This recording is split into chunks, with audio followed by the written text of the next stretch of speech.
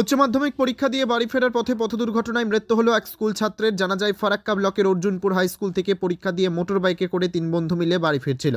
আর সেই সময় নিয়ন্ত্রণ হারিয়ে অর্জুনপুরের কান্তা মোড় এলাকায় বাইক ও জেনারেটর চালিত গাড়ির সঙ্গে সংঘর্ষ হলে মৃত্যু হয় এক ছাত্রের, আহত আরও 2।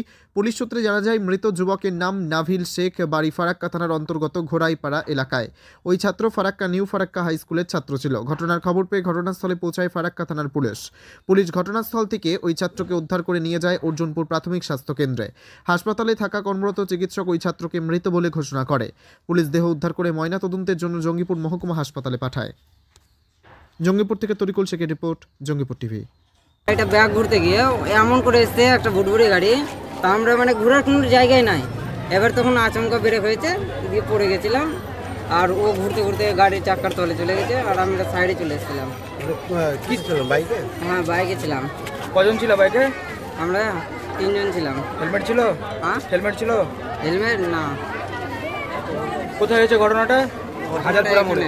হাজারপুরা ভবানী স্কুলে পরীক্ষা দিতে এসেছিল?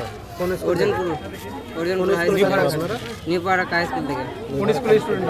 New Farakka high school. ছেলেটার নাম কি ছেলেটা?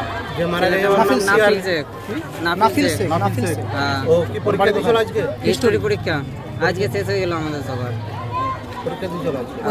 বাড়ি যাওয়ার পথে অর্জুনপুর স্কুলে পড়া? নতুন ঘরে পড়া ওটা। তোমরা কতজন আহত হয়েছো? আমি শুধু আহত হয়েছি। একজন মারা গেছে, একজন আহত হয়েছে। একজন আহত। হ্যাঁ। হাসপাতাল কি বললো? হাসপাতালে যাই না কি। তোমাকে কি বাড়ি পাঠানো হয়েছে? হ্যাঁ, অ্যাডমিট করা হয়েছিল কি এমনি ছুটি দিয়ে দিল? এমনি ছুটি দিয়েছে। নরমাল ট্রিটমেন্ট করে হালকা মানে বেশি ট্রিটমেন্ট করে ছুটি দিয়েছে তো? হ্যাঁ, পুলিশ এসেছিল? হ্যাঁ, পুলিশ পুলিশ এসে তদন্ত করে গেছে, সব জানা হয়ে গেছে।